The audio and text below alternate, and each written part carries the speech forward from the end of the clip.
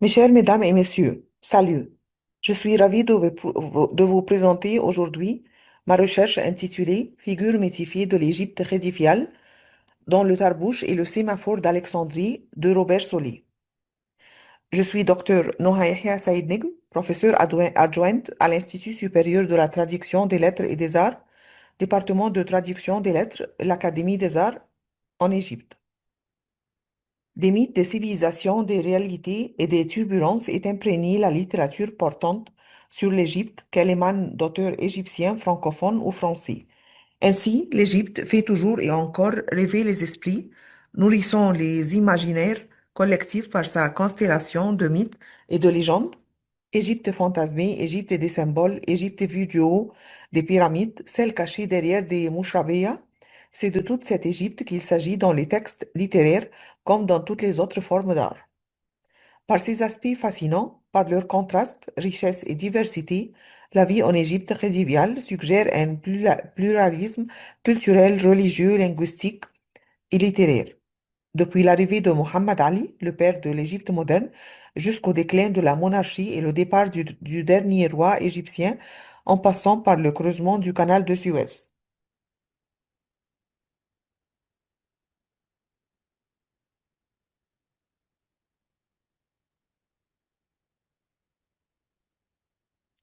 Dans cette recherche, nous étudierons la figure mythifiée de l'Égypte médiévale dans le Tarbouch et le sémaphore d'Alexandrie de Robert Solé. Ces récits aux résonances orientales mettent en scène une galerie de portraits caractérisant l'Égypte lors de l'époque du percement du canal de Suez, en passant par son inauguration et terminant par sa nationalisation, en plaçant la parole mythique au-dessus de tout. L'écrivain français Robert Solé appartient à une famille d'origine syro-libanaise installé sur le bord du Nil depuis des générations et baignant dans le cosmopolitisme d'autrefois. Né au Caire en 1946, Robert Solé a été formé en français par les jésuites de la Sainte-Famille. Malheureusement, les turbulences de l'histoire ont poussé sa famille à quitter l'Égypte. L'auteur, quant à lui, reste fortement attaché à son pays natal, dont la présence et la passion amoureuse hantent toutes ses œuvres. L'histoire de l'Égypte marque la production littéraire de l'essayiste et romancier Robert Solé. Grandement marqué par ses origines égyptiennes, l'auteur français porte en lui la double identité de l'oriental et de l'occidental. Par le biais de ses personnages et des événements, Solaire pénètre les grands moments de l'histoire de l'Égypte dès son premier roman rédigé en langue française intitulé Le Tarbouch. Par quelle figure, quelle écriture poétique l'Égypte médiévale est-elle représentée dans le monde littéraire de Sully, où s'entremêlent le fictif et l'historique? Comment lire l'imaginaire de cet écrivain? Quels jeux profonds sous-tendent les mythes et les légendes qu'il s'approprie, métamorphose à son goût et à son convenance?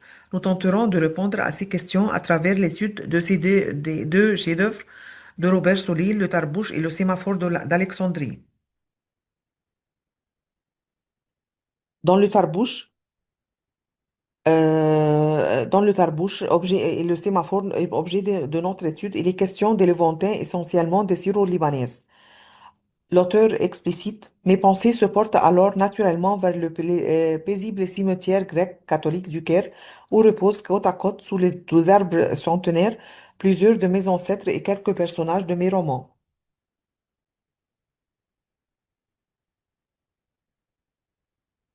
Le Tarbouch se concentre sur l'évolution d'une famille francophile au Caire et retrace l'histoire de la famille Batrakani, émigré syrien, sur 3 générations, peignant une image de la société française, égyptienne, franco-égyptienne du début du XXe siècle, impressionnée par la figure de Georges Batrakani.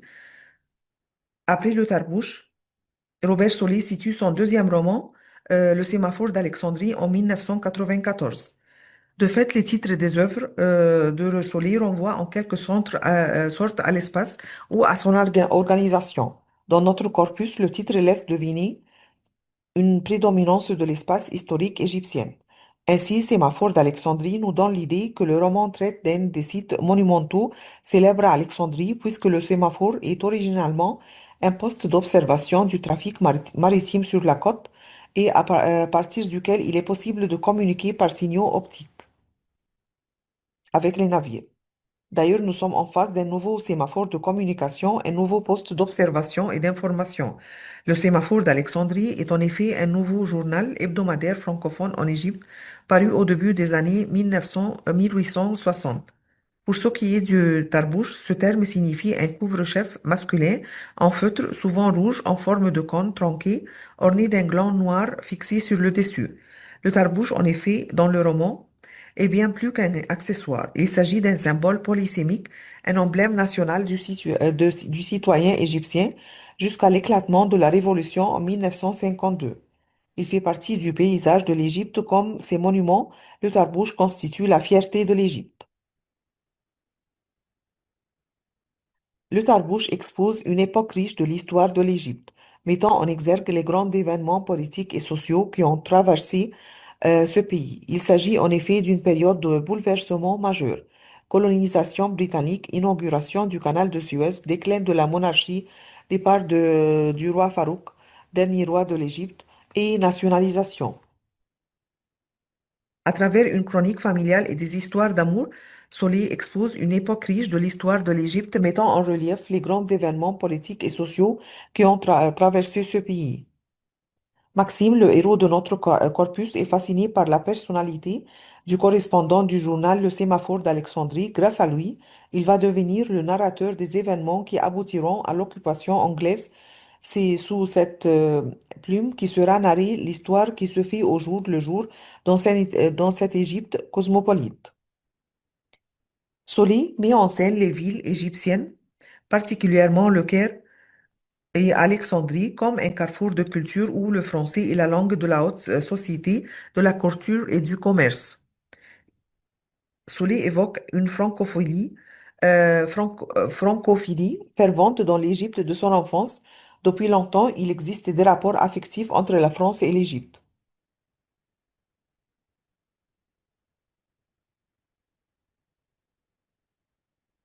Le tarbouch et le sémaphore d'Alexandrie se caractérisent par un côtoiement permanent entre la langue arabe et la langue française, à travers la transcription de textes, de phrases ou même des chansons.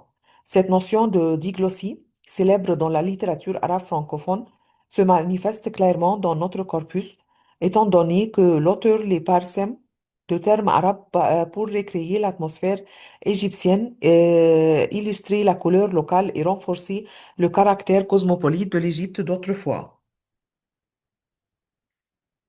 Ainsi, dans le tarbouch, la molokhia s'avère le plat unitaire, le rassembleur de la famille Batrakani. Charles, le narrateur, revit les moments de sa jeunesse dorée, les joyeuses molokhia dominicales, à la table de son grand-père Georges Bey, à travers la voix de la maîtresse de la maison qui appelle les membres de la famille pour manger ce plat royal. Surnommé le mets de roi en raison de sa richesse nutritionnelle, ce plat savoureux est très apprécié des personnages du tarbouche. Chérie, la molokhia est très bien sortie, dit Maggie à sa sœur. Rappelle-moi en sortant d'aller féliciter ton Osta Semi. Citons un autre exemple, c'est le foul medames, littéralement fève est un ragoût souvent appelé en Égypte foul medames. Ses origines remontent à l'époque des pharaons et il est l'âme de la cuisine égyptienne traditionnelle. À travers les âges, dans le tarbouche, on entendait la mélopée lointaine des marchands de fèves cuites, foul medames, qui appelaient à lui les casseroles du petit déjeuner.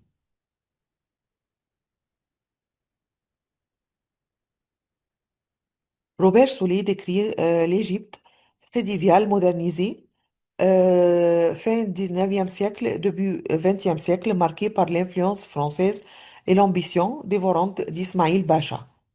Son œuvre dépeint un Caire se transformant en Paris sur le Nil. Si l'auteur excelle à décrire, à capturer l'atmosphère des rues du Caire, c'est que pendant ses jeunes années, il a été l'observateur épris de cette ville animée et cosmopolite.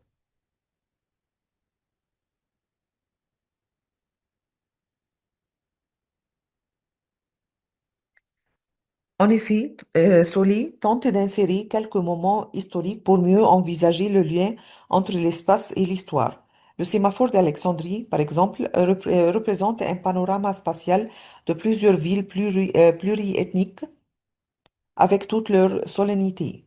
Dans ce roman, les événements commencent à Alexandrie, passant par le Caire, par le Suez et retournant enfin au point de départ sur la plage d'Alexandrie. Solé évoque le rêve de relier la mer Rouge à la Méditerranée dans le sémaphore d'Alexandrie. Il nous présente une courte chronique de projets les plus ambitieux, comme la création de la ville d'Ismaïlia, les exigences pour bénéficier de Port Saïd et les conditions du creusement du canal de Suez, ce qui change le plan géographique de l'Égypte à l'époque médiévale.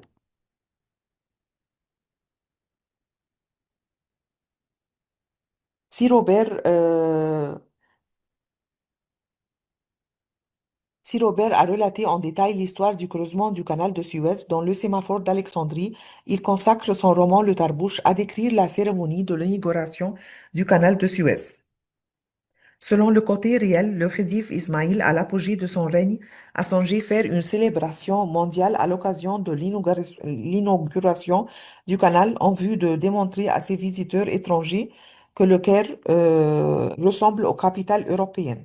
Il a ainsi demandé à son égyptologue en chef, le français Auguste Mariette, de concevoir un opéra égyptien. On a créé un nouveau jardin de l'Ezbekeya. L'inauguration du canal par l'impératrice Eugénie confirme ainsi des bonnes relations franco-égyptiennes.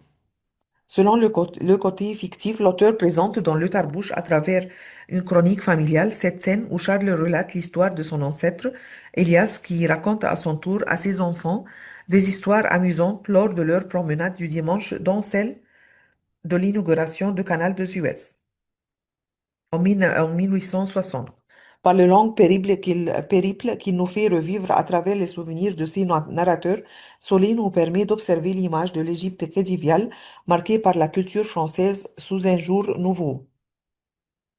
Avec une simplicité et une acuité particulière, il parvient à nous emmener de la fin du 19e siècle jusqu'à la moitié du 20e siècle vers un pays où le cosmopolitisme semble être le porte-drapeau.